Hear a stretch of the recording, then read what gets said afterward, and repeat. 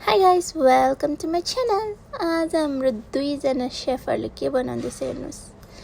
आज हाम्रो घरमा क्राब पाक्दैछ अनि मेरो बुढा अनि मेरो जेठाजु दुईजनाकै प्यासन अरे खाना पकाउने। कुकिङ इज प्यासन भन्छ। अब उनीहरूको प्यासनलाई एनहान्स गर भनेर एन्करेज गर्नु पऱ्यो नि, होइन?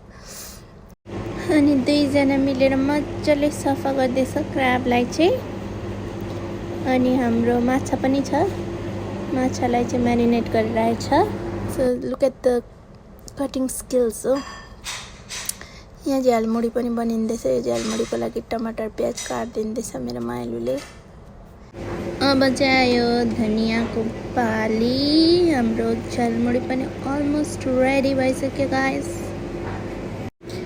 यता चाहिँ क्राब धोएर काटेर एकदमै सफा ready to be cooked.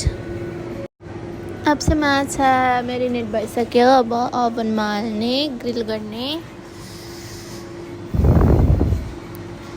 As you can see guys, हामी चाहिँ सधैँ खाना पकाएर खानु भ्याउँदैन। हप्तामा 1 दिन 2 दिन चाहिँ हामी सबै 4 जनै एकैचोटि छुट्टी हुन्छ, होइन? अनि यो क्राबको झोल पनि रेडी भइसकेछ, हेर्नुहोस्।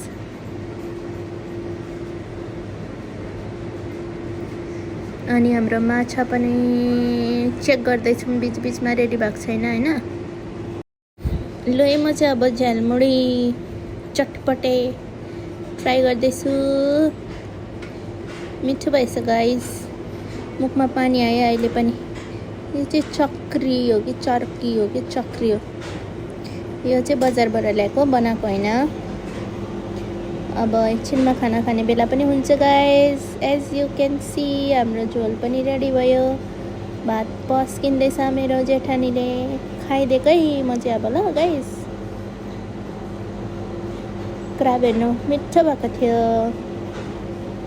यसरी चाहिँ हामीले अफ डे स्पेन्ड गऱ्यौँ। थ्याङ्क यू सो मच मेरो भिडियोलाई हेरिदिनु भएकोमा। सब्सक्राइब गरिदिनुहोस्, लाइक गरिदिनुहोस्। म अब फेरि युट्युबमा रेगुलर बेसिसमा भिडियो हाल्छु भनेर सोचेको छु, तर मेरो अल्छी लाग्छ र बता।